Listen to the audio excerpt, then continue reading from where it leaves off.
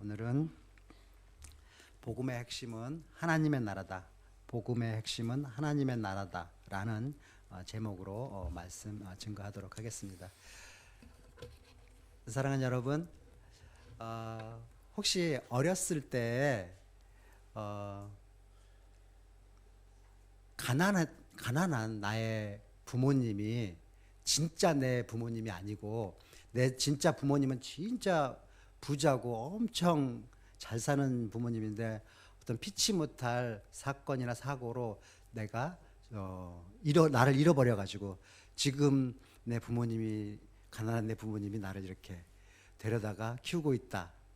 그래서 언젠가 나는 진짜 막 엄청난 부자인 그 부모님이 나를 찾아가고 내 인생이 한 방에 확 바뀔 것이다. 그런 꿈 꿔보지 않으셨습니까? 마치 한 번도 안 꿔보신 것처럼 다들 잘 사셨어요? 저는 그런 꿈 종종 어렸을 때 꿔봤었는데 아마 영화나 드라마에 이런 이야기들이 자주 나오잖아요. 그래서 거의 저희 뭐 60년대 말, 70년대 초반, 뭐 중반까지도 거의 모든 국민들이 다 이렇게 가난하게 살았던 그 시절이었기 때문에 제 친구들에게 물어봐도 제 또래 사람들은 그런 꿈을 어렸을 적에 한 번쯤은 꿔봤던 것 같습니다. 언젠가 진짜 돈이 많은 나의 진짜 부모가 나타날 것이다. 그래서 내 삶이, 내 인생이 인생 역전을 맞이할 것이다. 그런 거죠. 여러분, 사람들이 이런 생각을 하게 되는 이유는요, 악한 마귀가 사람들의 인생의 목적과 의미를 잃어버리게 만들기 위해서, 그래서 이 세상을 만몬의 세상으로 만들었기 때문입니다. 그래서 지금보다 더 돈을 많이 가질 수 있다면, 지금보다 더 안락하고 편하고 좋은 그런 생활을 할 수 있다면 그 어떤 것도 다 포기해 버릴 수 있다라고 쉽게 생각하게 만들기 위함입니다.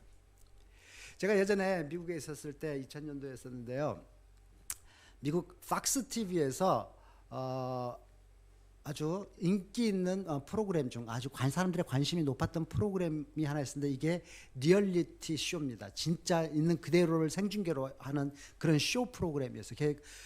무슨 쇼 프로그램이었냐면 그 프로그램 제목이 Who Wants to Marry a Multi-Millionaire? Who Wants to Marry a Multi-Millionaire? 그러니까 백만장자보다 엄청 더 큰 백만장자죠. 누가 이런 백만장자와 결혼하기를 원하는가라는 리얼리티 쇼 프로그램이었어요. 이 프로그램은 실제로 각 주, 미국이 50주에서 한 사진이 너무 빨리 떴어요.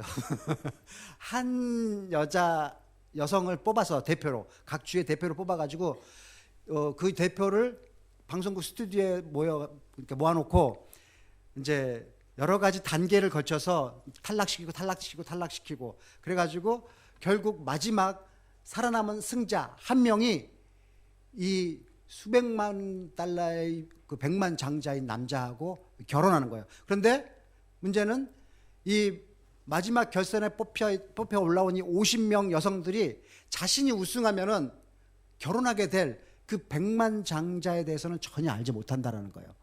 그가 어떻게 생겼고 이런 것들이 전부 다 베일에 가려져 있는 거예요. 그의 직업은 뭐고, 성품과 인격은 뭔지, 취미생활은 뭐고, 또는 어디에 살고 있는 사람인지, 그가 좋아하는 것은 무엇이고 싫어하는 것은 무엇이고 전혀 알 수 없다는 거예요. 오직 한 가지 이 쇼에 참가한 여성들이 알 수 있는 것은 딱 하나입니다. 인포메이션은 자신이 결혼할 남자가 백만장자라는 사실, 이거 하나만 아는 겁니다. 아무튼 그녀들은 아주 진짜 몇 가지 치열한 경쟁을 뚫고 드디어 단 한 명의 우승자가 탄생했는데, 지금 저 사진에 보는 덜바 컨거라는 이름의 이 여성이 그러니까 우승을 했습니다. 그리고 지금 저 오른편에 보는 저 사진처럼 바로 그 장소에서 우승자가 뽑히자마자 저 남자하고 그 TV 프로그램에서 결혼식을 올렸습니다.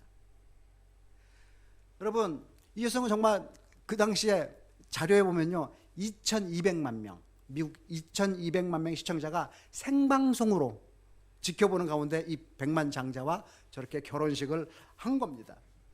저 결혼식에서요, 이 여자가 받은 결혼 반지 있지 않습니까? 이 반지가 3캐럿, 그게 어느 정도 큰 건지 잘 모르겠는데 아무튼 3캐럿이랍니다. 3캐럿에 달하는 이 다이아몬드 반지를 받았어요. 그러니까 저 여성은 자기가 그렇게 꿈꿔왔던 것, 이 꿈을 이룬 거예요. 백만장자와 결혼하고 싶었고요, 실제로 지금 백만장자와 결혼을 했습니다. 저렇게요. 그러니까 이제 저 여성은 평생 행복하게 살았겠죠. 왜 웃으십니까? 대답을 알고 있는 듯이. 사랑하는 여러분, 저 여성요, 신혼여행 가서 첫날 밤부터 삐끄덕대기 시작했습니다. 그래서 첫날 밤도요, 각방을 썼대요. 신혼여행 간 첫날 밤에. 그러니까 그 관계가 첫날 밤부터 그랬으니 얼마나 심각했는지 모르겠죠. 그래가지고요, 돌아오자마자, 신혼여행에서 돌아오자마자 바로 이혼 수속에 들어갔답니다. 너무 이상하지 않습니까? 그렇게 간절한 것이 바래졌는데 백만장자랑 여러분 결혼하는 거 그 쉬운 일이 아니잖아요. 그렇게 치열한 경쟁률을 뚫고 드디어 결혼을 했는데, 그럼에도 불구하고 그녀의 결혼 생활은 채 2달을 넘기지도 못하고 이혼으로 마감하게 됐습니다. 왜 그렇습니까? 첫 단추부터 잘못 꼈기 때문입니다. 오늘은 넥타이 풀지 않겠습니다. 첫 단추부터 잘못 끼워졌기 때문입니다. 여러분, 결혼의 본질은 사랑하는 관계잖아요. 사랑하는 관계가 결혼의 본질이잖아요. 근데 이 여자는 이 남자를 전혀 사랑하지 않았잖아요. 아니, 사랑은커녕 이 남자에 대해서 도대체 아는 게 하나도 없는 거예요. 더 적나라하게 표현하자면 이 여성은 이 남자에 대해서 별로 알고 싶지도 않았던 거죠. 그녀의 유일한 관심사는 이 남자랑 결혼해서 내가 얻을 수 있는 혜택이 과연 무엇인가, 그거 하나, 그게 그녀의 유일한 관심사였던 거예요. 그러니까 그녀는 오직 이 남자가 가지고 있는 돈에만 관심이 있었던 거죠. 이 남자와 결혼만 하면 엄청나게 큰 저택에서 풍요로운 삶을 살아갈 것이다, 이 생각만 한 거죠. 그렇게 그 남자에게 받을 혜택만 생각을 하고 결혼 생활을 시작했으니까, 첫 단추부터 잘못 꼈으니까 결코 행복한 결혼 생활이 될 수가 없었다라는 겁니다. 사랑하는 여러분, 제가 지난주에 말씀드렸던 것처럼 우리의 신앙생활도 마찬가지입니다. 우리 모두는 만왕의 왕 되신 이 예수님께로 매일 나아가야 됩니다. 우리 모두는 예수님을 믿어야 됩니다. 그러나 여러분, 우리가 예수님을 믿기 전에, 예수님께 나아가기 전에 반드시 스스로에게 자문해 봐야 될 게 하나 있습니다. 그게 뭐냐면은, 왜 우리가 예수를 믿어야 되는가? 왜 우리가 예수를 믿어야 되는가? 이 질문입니다. 여러분, 우리가 흔히 알고 있는 복음의 메시지 뭡니까? 예수를 믿으면 천국 가고 예수를 안 믿으면 지옥 간다. 이 메시지, 예수 천당 불신 지옥, 지하철 같은 데서 이렇게 보고, 저도 그거 보고 참 기독교 싫어했었습니다. 근데 아무튼 그 메시지 우리가 많이 들어보았고, 또 어쩌면 우리가 전했던 이 복음의 메시지입니다. 지난주에 우리가 살펴봤던 것처럼 이 메시지 내용 전혀 틀린 내용이 아닙니다. 예수 믿으면 천국 가는 것 맞습니다. 그리고 예수님만이 천국으로 가는 유일한 길입니다. 그러나 만약 우리가 이런 방식으로 이 복음의 메시지를 전하다 보면 복음의 본질이 심각하게 훼손되고 왜곡될 수 있다라는 게 문제라는 거죠. 도대체 뭐가 문제라고요? 가장 근본적인 것은, 이런 식으로 복음을 전하는 것은 철저하게 자기중심적으로 복음을 이해한 것이고, 그래서 듣는 사람도 자기중심적으로 복음을 받아들이게, 이해하고 받아들이게 만든다라는 것입니다. 즉 다시 말해서 하나님이 누구신지, 나를 향한 그분의 계획, 나를 향한 그분의 사랑, 그 마음 전혀 관심도 중요하지도 않은 거예요. 이 사람에게는 오로지 천국 가는 거에만 관심이 있는 거죠. 이렇게 복음을 전하고 전해 듣는 사람의 유일한 관심사가 이 전지전능하신 하나님으로부터 내가 얻어낼 수 있는 혜택이 뭔가, 여기에만 관심이 갖는 거예요.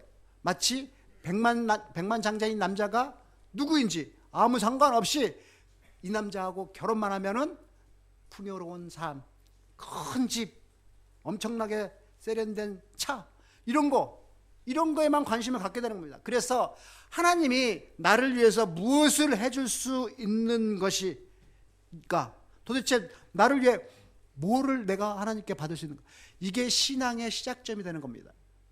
이것을 우리가 아무리 종교적으로 잘 포장을 한다 해도 그러면 이제 이렇게 되겠죠. 내가 어떻게 해서 하나님이 나에게 주실 수 있는 그 최고 혜택, 그 최고 혜택이 뭡니까? 천국이죠.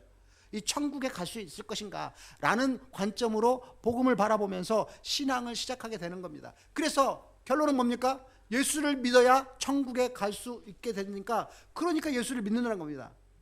여러분, 이렇게 우리의 신앙의 궁극적인 목적이 천국 가는 것이 돼버리면 예수님은 뭐가 됩니까? 예수님은요, 내가 천국에 가기 위해서 꼭 지나가야 될, 밟고 지나가야 될 디딤돌, 이런 거에 불과한 거예요. 내가 천국 가는 데 있어서 예수님이 누구이신지 이거 아무 상관이 없는 거죠. 그분과 별로 관계하고 싶지도 않은 거예요. 첫날 밤도 같이 지내고 싶지 않은 거예요. 각방 쓰고 싶은 거예요. 다만 예수님을 믿어야 천국에 갈 수 있다니까 믿어주는 것 뿐입니다. 이 남자랑 결혼을 해야 내가 백만장자의 삶을 살아갈 수 있으니까 결혼하는 겁니다. 여러분, 이게 근본부터 잘못된 것 같잖아요. 그죠? 근본이 잘못됐습니다. 뭐라고요? 첫 단추가 잘못 낑겨졌다라는 겁니다. 여러분, 우리가 분명히 중요하게 생각해야 될 성경 진리가 하나 있습니다.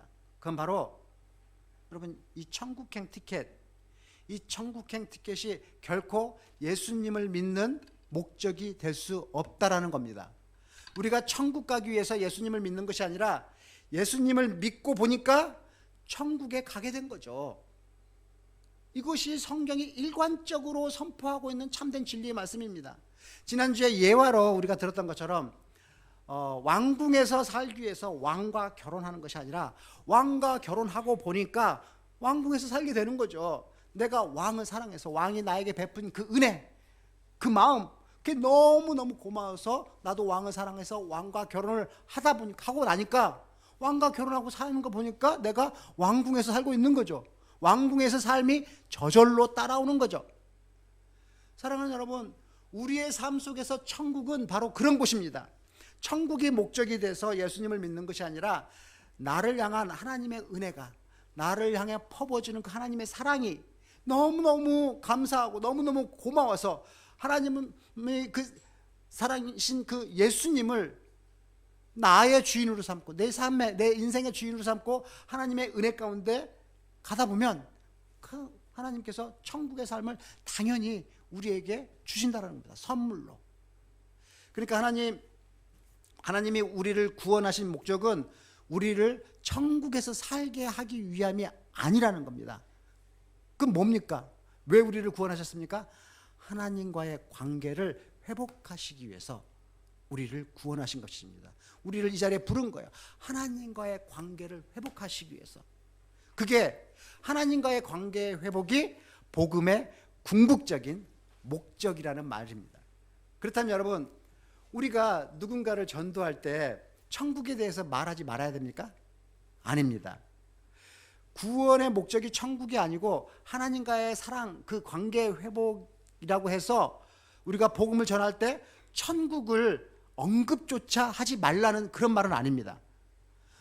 우리 분명히 천국에 대해서 말을 해줘야 됩니다. 우리는 세상 사람들의 눈높이에 맞춰서 이 복음의 내용을 보다 설득력 있게 쉽게 설명해 줘야 됩니다. 왜냐하면 천국은 하나님을 믿는 사람에게 하나님이 내려주시는 너무나 놀라운 축복이기 때문입니다. 그러므로 우리는 천국에 대해서 말해주고 대신에 잘 설명해 줘야 됩니다.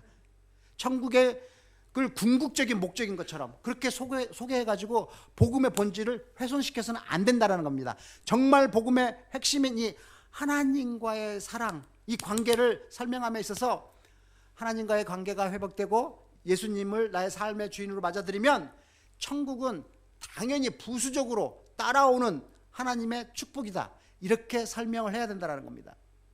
사랑하는 여러분, 이처럼 우리의 삶 속에 어떤 정확한 성경관 또는 구원관 이런 것을 확립하는 것이 너무너무 중요합니다. 자, 그럼 우리가 예수를 믿어서 천국에 가는 것이 목적이 아니라면, 그리고 그것이 복음의 핵심적인 메시지가 아니라면, 성경이 선포하고 있는 진정한 복음의 메시지, 복음의 핵심은 뭡니까? 만약 여러분에게 복음의 핵심이 뭐냐라고 물어본다면 복음의 핵심을 단 한마디로 말해봐라 라고 그러면은 뭐라고 대답하시겠습니까?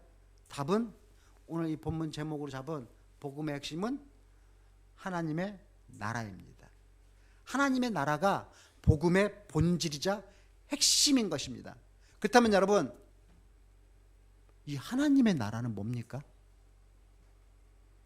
어저께 우리 임직식 때 어떤 목사님인지 올라오셔서 이 하나님의 나라에 대해서 잠깐 설명했습니다. 정말 은혜 속에서 가졌던 이 장로 장례식 권사 취임식에 그분이 뭐라 그러셨냐면은 하나님의 나라는 통치하심입니다 이렇게 말했습니다. 그랬죠? 기억하십니까? 즉 하나님의 다스림이 온전히 이루어지는 영역이 하나님의 나라라는 말씀입니다. 그러니까 하나님의 나라는 물리적인 개념의 그런 나라가 아닙니다. 땅에다가 이렇게 선 그어놓고 저쪽은 하나님의 나라, 이쪽은 하나님의 나라가 아니야 이렇게 말할 수 있는 것이 아니라는 거예요. 그런 물리적인 나라가 아니라는 말씀입니다. 하나님의 나라는 하나님이 통치하시는, 하나님의 통치가 이루어지는 그 모든 영역, 그것이 하나님의 나라라고 성경이 말씀하고 있습니다. 그래서 누가복음 17장 20절에서 21절에 보면은 예수님께서 하나님의 나라를 어떻게 설명했냐면 이렇게 설명했습니다. 같이 한번 읽어볼까요? 시작. 하나님의 나라는 볼 수 있게 임하는 것이 아니요 또 여기 있다 또는 저기 있다고도 못하리니 하나님의 나라는 너희 안에 있느니라. 예. 사랑하는 여러분, 만일 내가 그러니까 하나님을 믿고 하나님을 나의 왕으로 모시고 그분의 말씀에 순종해서 살아간다면 내 삶에 하나님의 나라가 임하는 겁니다. 만약 우리 가정에서 언제나 하나님을 예배하고 하나님을 찬양하고 하나님의 말씀을 순종하고 살아간다면 우리 가정에 하나님의 나라가 임하는 겁니다. 여러분, 그래서 하나님께서는 모든 그리스도인들에게 사명을 주신 거예요. 이 하나님의 나라가 내 안에, 우리 집에, 우리 가정에, 우리 이 교회에, 이 진주 땅에, 대한민국에, 온 세상에 임하게 하라. 그게 하나님이 우리에게 주신 사명입니다. 복음 전파의 사명입니다. 그 목적을 위해 하나님은 우리를 부르신 겁니다. 하나님께서 우리에게 주신 이 사명을 로마서 10장에 보면은 너무너무 명확하게 알 수 있습니다. 하나님께서 우리에게 말씀하십니다. 너희는 모든 민족으로 가서 복음을 전파하라. 우리 로마서 10장 14절에서 15절 말씀 같이 다시 한번 또박또박 말씀의 의미를 새겨가면서 한번 읽어보겠습니다. 시작. 그런즉 그들이 믿지 아니하는 일을 어찌 부르리요 듣지도 못한 일을 어찌 믿으리요 전파한 자가 없이 어찌 들으리요 보내심을 받지 아니하였으면 어찌 전파리요 기록된 바 아름답도다 좋은 소식을 전하는 자들의 발이여 함과 같으니라. 예. 여러분, 지금 하나님이 말씀하십니다. 말씀 띄워놓으세요. 믿지 아니하는 자를 어찌 부르겠냐? 믿지 않는데 어떻게 부르냐는 거죠. 듣지도 못하면 어떻게 믿겠냐는 거죠. 전파하는 자가 없으면 어떻게 듣겠냐는 거죠. 그러니까 가서 전파하라는 겁니다. 뭐를요? 뭐를 전파하라고요? 좋은 소식을요. 좋은 소식을 전파하라고요. 근데 이 좋은 소식이 뭡니까? 이 좋은 소식이라는 게 구체적으로 뭡니까? 이 좋은 소식이 구체적으로 좀 애매하죠. 우리가 모든 민족에 가서 전해야 되는 이 좋은 소식, 이게 뭡니까? 오늘 저녁에 우리 올림픽 대표팀이 이제 바레인인가요? 해가지고 그 올림픽 8강 들어가는 승리의 소식, 이게 좋은 소식입니까? 우리 자녀가 좋은 대학에 들어가는 거, 그게 좋은 소식입니까? 권사님 수술이 아주 성공적으로 이루어졌다, 이게 좋은 소식입니까? 권사님에게 좋은 소식이겠죠. 모든 민족에게 좋은 소식을 하죠. 내가 로또에 당첨됐다, 이게 모든 민족들이 막 기뻐 날뛰는 그런 좋은 소식입니까? 아니죠. 이 로마서 10장의 말씀을 여러분 저 말씀을 유심히 살펴보면은 끝에 이렇게 써 있습니다. 뭐라고 써 있냐면요. 기록된 바, 아름답다, 아름답도다. 좋은 소식을 전하는 발이요 함과 같으니라. 여러분, 기록된 바, 어디에 기록된다라는 거예요? 기록된 바, 이 말씀을 썼다라는 것은 구약 말씀에 지금을 인용했다라는 겁니다. 그렇다면 이 로마서 10장 말씀은 구약의 그 수많은 말씀 중에서 어떤 말씀을 인용했던 것일까요? 그게 바로 오늘 우리가 받은 말씀, 본문 말씀 이사야 5장 7절의 말씀입니다. 우리 다시 7절 말씀, 본문 7절 말씀 다시 한번 읽어보겠습니다. 자, 같이 또박또박 읽겠습니다. 시작. 좋은 소식을 전하며 평화를 공포하며 복돈 소식을 가져오며 구원을 공포하며 시온을 향하여 이르기를 내 하나님이 통치하신다 하는 자의 산을 넘는 발이 어찌 그리 아름다운가. 사랑하는 여러분, 우리 모두는 땅끝까지 가서 모든 족속에게 복음을 전해야 됩니다. 그런데 우리가 전해야 하는 이 복음의 핵심 내용이 뭡니까? 내 하나님이 통치하신다. 내 하나님이 통치하신다. 이 소식입니다. 여러분, 하나님이 통치하신다는, 즉 다시 말해서 하나님의 나라, 이게 복음의 본질이자 핵심 내용이라는 거예요. 복음, 좋은 소식, 하나님께서 통치하신다. 이것보다 더 기쁜 소식은 없다라는 겁니다. 그럼 또 질문 있죠. 아니, 복음이 그렇게 정말 좋은 거냐고, 하나님이 통치하신다라는 그게 그렇게 막 기뻐 날뛸 만큼 좋은 것이냐고요. 복음의 여러분 핵심은 하나님의 나라인데 그 하나님의 나라가 뭐가 그렇게 좋은 소식이냐는 말씀입니다. 왜 좋냐고요? 여러분, 우리는 이것을요 인간적인 관점으로 두 가지로 생각을 해볼 수가 있습니다. 첫 번째는 철저히 자기 중심적인 그런 인간의 관점으로 한번 보는 거고요.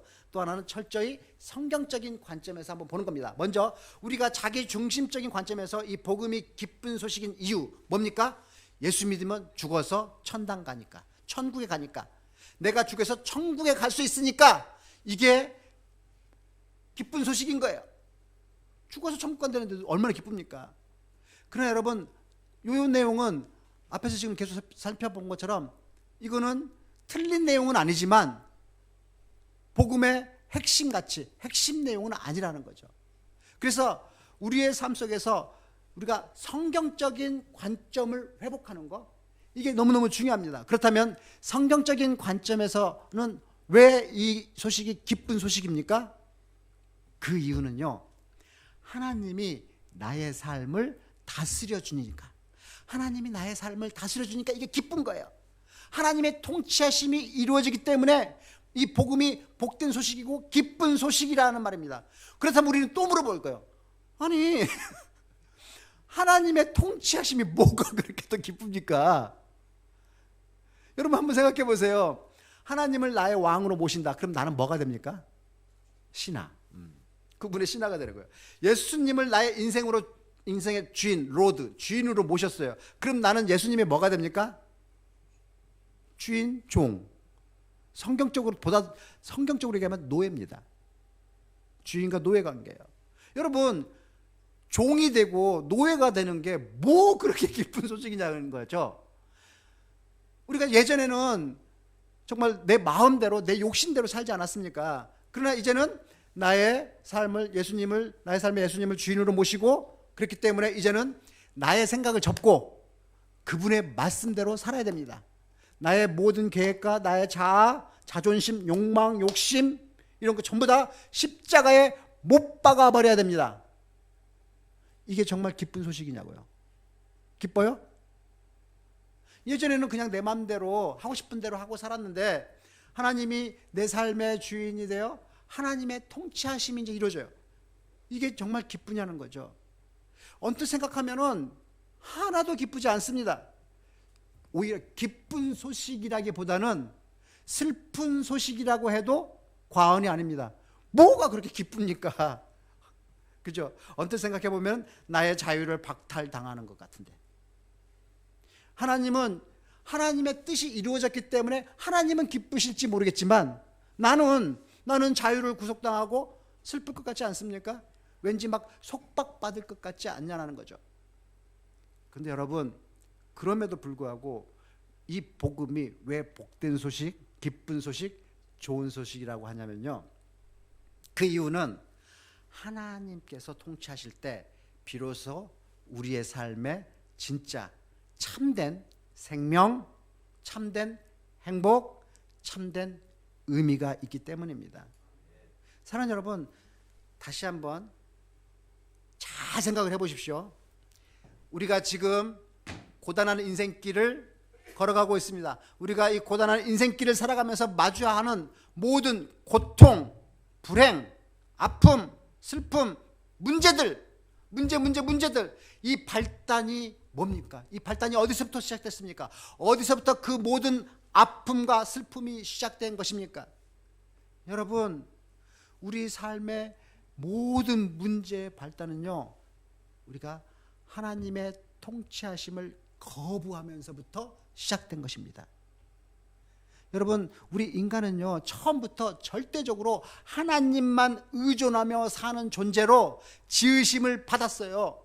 즉, 다시 말해서 우리를 창조하신 하나님만 철저하게 의지하고 신뢰하고 바라볼 때, 그 하나님과 함께 할 때 가장 행복하고 그 하나님과 함께 할 때 가장 풍요로운 삶을 살 수 있도록 우리는 처음부터 그렇게 설계되고 디자인되고 만들어졌다는 것입니다.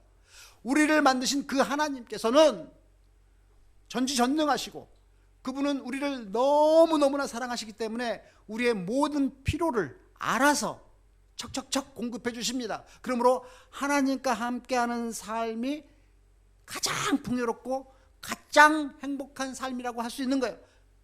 보세요, 여러분, 죄가 뭡니까? 죄, 이게 있잖아요, 세상 사람들이 가장 이해하지 못하는, 기독교를 안 믿는, 세상 사람들이 가장 이해하지 못하는, 기독교에 대해서 오해하는, 알지 못하는 이 성경이 말하고 있는 이 죄입니다. 죄. 세상 사람들은 그냥 단순히 도둑질하고 살인하고 강도질하고 이런 걸 죄라고 생각을 해요. 성경이 말하는 죄의 본질이 뭡니까? 죄는 뭡니까? 성경이 말하는 죄의 본질은 그 하나님의 통치하심을 거부하는 거예요. 하나님이 주인 되심을, 내 삶의 주인 되심을 인정하지 않고 내 마음대로 내 뜻대로 살아가겠다고 하는 것, 그게 죄입니다. 성경이 말하는 죄입니다.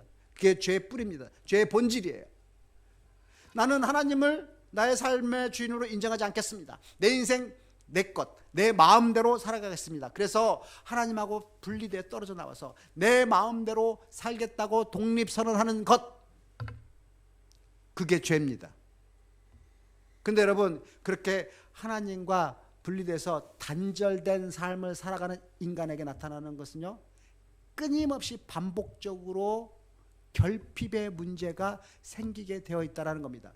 그리고 그와 동시에 수많은 고통과 아픔, 고난, 슬픔, 이런 것들이 그의 삶에 찾아옵니다. 그러니까 그런 사람은 하루하루 걱정을 하면서 살아갈 수밖에 없는 겁니다. 여러분, 인간이 아무리 오랫동안 살고 지혜를 터득하고 막 한다 할지라도 그 어떤 걱정과 불안과 염려에서 벗어나는 사람은 단 한 명도 없습니다. 모든 인간은 항상 걱정하고 염려하며 살아갑니다.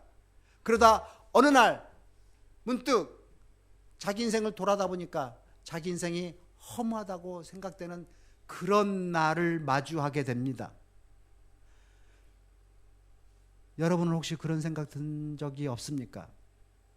나는 도대체 지난 세월 뭘 하며 살아왔는지, 과연 지금까지 내가 살아오면서 이룩한 일은 무엇인지, 분명히 좀 더 잘 먹고 잘 살아보려고 정말 아둥바둥하면서 살았는데, 입에 담내 나도록 뛰어다니는데 혼신의 힘을 다해서 여기까지 달려왔는데, 이제 어느 날 문득 멈춰서서 내가 살아왔던 뒤를 돌아다 보니까 아무것도 이루어낸 것이 없다라는 허무함, 그 허무함이 여러분의 가슴에 싸하게 밀려왔던 적 없습니까? 내 인생의 의미가 도대체 무엇인지 정말 모르겠다, 라는 생각이 든 적은 없습니까? 사랑하는 여러분, 평생을 그렇게 고통 가운데 거하면서 걱정과 근심에 휩싸여서 허무하게 살다가 죽음을 맞이하게 되는 것이 바로 인간의 일생입니다. 하나님을 떠난 인간의 인생은 이럴 수밖에 없다라는 것입니다. 자, 그렇다면 여러분, 우리의 삶에서 주어지는 이런 문제의 해결책은 무엇입니까? 다시 한번 생각해 보세요. 거꾸로 가겠습니다. 이 모든 문제, 고통, 슬픔, 아픔, 걱정, 근심, 불안, 허무 다 어디서부터 시작됐습니까? 하나님의 통치하심을 거부하는 것에서부터 시작됐습니다. 하나님과 함께 하나님을 의지하면서 살도록 설계된 인간이, 그런 존재가 그 의존 관계를 떠나서 하나님과 단절되면서부터 이 모든 문제가 발생하기 시작했다는 겁니다. 그렇기 때문에 우리의 삶의 유일한 해결책은 다시 그 하나님에게로 돌아가는 겁니다. 하나님의 통치가 임하는 그 가운데로, 하나님의 통치 속으로 다시 돌아가 거기에 거하는 겁니다. 철저하게 주님만 의지하는 것입니다. 그곳에 참된 기쁨, 참된 행복이 있기 때문입니다. 그래서 여러분, 성경은 일관적으로 다음과 같은 메시지를 전합니다. 하나님께로 돌아가서 하나님의 통치하심이 우리의 삶에 온전히 회복될 때 우리의 삶에는 참된 생명이 주어진다. 사랑하는 여러분, 예수님을 만나기 전에 여러분, 우리는 이미 죽은 목숨으로 이 땅에서 살아가고 있었습니다. 그리고 이 세상에서 생명이 끊어지는 순간 우리는 영원한 죽음에 처할 그럴 상황이었어요. 그러나 예수님을 우리의 삶의 구주와 주님으로 영접함으로써 우리는 참된 생명, 그리고 영생을 받는 그 기쁨을 누렸습니다. 그리고 만왕의 왕 되신 이 하나님의 통치하심을 받으며 살기 때문에 그곳에서 참된 기쁨과 행복을 누리며 살아갈 수 있습니다. 이것보다 더 중요한 건요, 예수를 믿음으로 우리의 인생의 의미가 무엇인지 비로소 깨닫게 되었다라는 겁니다.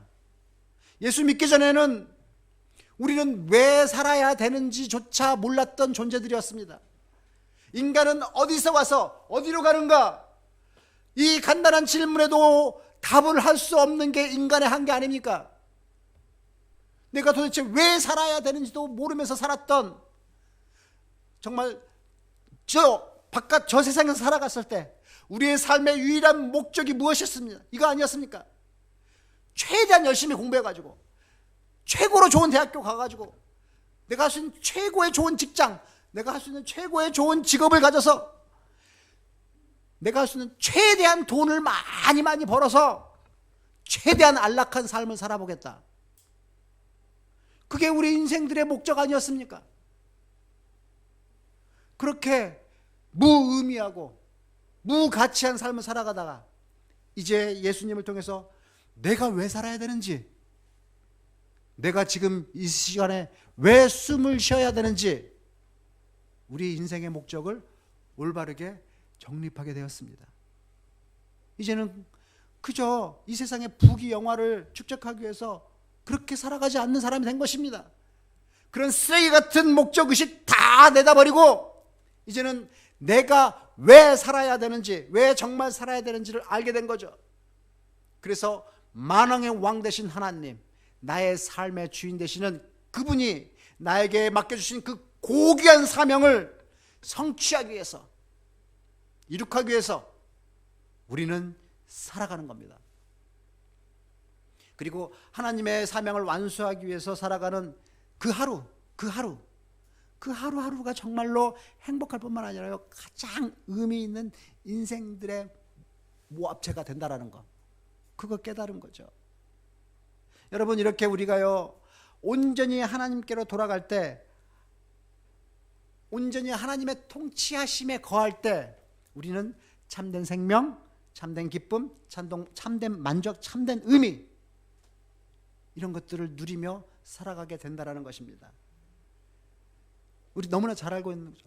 여호와는 나의 목자시니 내가 부족함이 없으리로다. 여러분, 이 고백 있지 않습니까? 이 고백은 온전히 하나님의 통치하심에 들어갔을 때 하나님을 나의 삶의 목자로 모셔본 사람만이 할 수 있는, 온전히 하나님을 나의 삶의 왕으로 모셔드리고 그분의 통치하심에 거한 사람만이 할 수 있는 고백입니다. 여호와는 나의 목자시니 내가 부족함이 없으리로다. 여러분, 이 모든 것을 지금 설명한 모든 것을 요한복음 15장 5절에서 주님께서 비유로 아주 잘 말씀해 주셨습니다. 어떤 비유입니까? 포도나무 비유입니다. 예수를 안 믿는 사람도 알고 있는 이 내용 같이 한번 읽어보겠습니다. 시작. 나는 포도나무요 너희는 가지라. 그가 내 안에 내가 그 안에 거하면 사람이 열매를 많이 맺나니 나를 떠나서는 너희가 아무것도 할 수 없습니다. 지금 이 말씀 속에서 예수님은 당신을 포도나무에 비유하고 있습니다. 우리는요 가지입니다. 그렇다면 이 가지가 건강하게 살아가기 위해서, 이 가지가 풍요로운 삶을 누리기 위해서, 이 가지가 열매를 많이 맺기 위해서, 더 적나라하게 얘기하자면 이 가지가 살아 숨쉬기 위해서 이 가지에게 요구되는 단 한 가지, 그게 뭡니까? 붙어 있어야 된다는 겁니다. 포도나무에 철저하게 붙어 있어야 된다는 겁니다. 포도나무에 철저하게 의지하는 것, 처음부터 우리 인생은 그렇게 설계되고 디자인되고 계획되었던 것입니다. 포도나무이신 예수님께 붙어 있을 때 우리는 참된 생명을 유지할 수 있으며 그곳에 참된 만족과 풍요가 있는 것입니다. 그래야 자연스럽게 행복한 열매가 맺어지는 것입니다. 여러분, 저 가지가 열매를 맺기 위해서 해야 되는 것, 포도나무에 붙어 있는 것입니다. 철저하게 하나님만을 의지할 때 그곳에 참된 행복이 있고 풍요로운 삶과 열매가 있는 삶이 되는 것입니다. 근데 여러분 생각해 보세요. 만약에 어느 날 이 가지가 포도나무에게 독립선언을 하겠다고 하면 어떤 일이 벌어지겠습니까? 저희 아저씨, 제가요 왜 당신에게 붙어 있는지 잘 모르겠어요. 나 당신 필요 없어요. 이제 그냥 저는 제 마음대로 살아가겠습니다. 당신에게 붙어 있으니까 내가 왠지 내 자유를 속박당하는 것 같아요. 박탈당한다는 그런 느낌이에요. 그러니까 이제 나는 당신에게 분리돼서 독립적으로 내 마음대로 한번, 내 뜻대로, 내 욕심대로 한번 살아보겠습니다. 그렇게 말하고 가지가 포도나무에서 떨어져 나온다면 어떤 일이 벌어지는 겁니까? 조금 덜 행복하게 살아가게 됩니까? 조금 덜 편안하게 살아가게 됩니까? 아니요, 그런 게 아니에요. 조금 덜 편하게, 조금 덜 행복하게가 아니라 포도나무에서 떨어지는 그 순간 죽는 겁니다. 이건 생존의 문제라는 거예요. 사랑하는 여러분, 시간이 너무 많이 갔습니다. 이제 말씀을 맺겠습니다. 제가 지금까지 말씀드린 거 한마디로 요약해 보겠습니다. 자, 복음의 핵심 내용 뭡니까? 복음의 핵심 내용은 예수 믿고 천국 가자가 아니라 하나님 나라의 백성 돼서 하나님의 통치하심을 받으며 살자. 이게 복음의 핵심 내용입니다. 근데 여러분, 이게 제가 지금 말씀드린 게 복음의 핵심 내용인데 이때까지 이런 복음 메시지 들어본 적 있습니까? 대부분 오늘날 선포되는 메시지는 아까 말씀드렸고 예수 믿고 천국 가자 이거예요. 그런데요, 놀랍게도 초대교회는 그런 예수 믿고 천국 가자라는 그런 메시지의 복음 선포된 적이 단 한 번도 없었습니다. 성경이 선포하고 있는 진정한 복음, 그리고 초대교회에서 선포되었던 복음의 내용은 바로 이거예요. 하나님 나라의 백성이 돼서 하나님의 통치하심을 받으며 살자. 이 능력 있는 복음의 메시지를 오늘날 한국교회는 다 잃어버린 것 같습니다. 그리고 본질이 아닌 껍데기만 붙들고 있는 거예요. 껍데기만 붙들고 있는 것 같아요. 그저 예수 믿고 천국 가려고 하는 이 첫 단추부터 잘못 낀 이 신앙생활을 혹시 우리가 하고 있는 건 아닌지 한번 우리가 지금 복음 이 기본 기다지는 이 시리즈에서 한번 체크해 보자고요. 우리의 삶과 우리의 신앙을 다시 한번 되돌아봐야 됩니다. 진정한 복음의 핵심이 하나님의 나라, 이 하나님의 통치하심을 우리의 삶과 우리의 신앙에 회복시켜야 한다라는 것입니다. 그러니까 여러분, 이제는 천국 가기 위해서 예수를 믿는 것이 아니라 하나님 아버지의 통치하심에 거하겠다라는, 우리가 그런 결단이 있어야 한다라는 말입니다. 나의 삶에서 분리된 내가 우리가 분리시킨 게 하나님의 주권, 하나님의 권위, 하나님의 통치하심, 이런 것들을 다 나의 삶에서, 나의 신앙에서 회복시켜야 한다라는 말입니다. 여러분, 그렇게 다시 하나님의 통치하시는 곳으로 돌아가면 인간의 모든 결핍의 문제가 해결됩니다. 인간의 모든 부족함이 채워집니다. 하나님의 무한대의 공급 가운데서, 그래서 우리가 가장 풍요롭고 가장 행복하게 살아가는 그 하나님의 나라, 그 하나님의 나라가 우리 안에, 우리 교회 안에 임하게 되는 것입니다. 저는 오늘 이 예배에 참여한 여러분 모두가 그 하나님의 나라를 가지실 수 있기를, 그 하나님의 나라를 누리실 수 있기를, 또 진짜 이 복음의 메시지를 땅끝까지 전할 수 있기를 주님의 이름으로 축복합니다. 기도하겠습니다.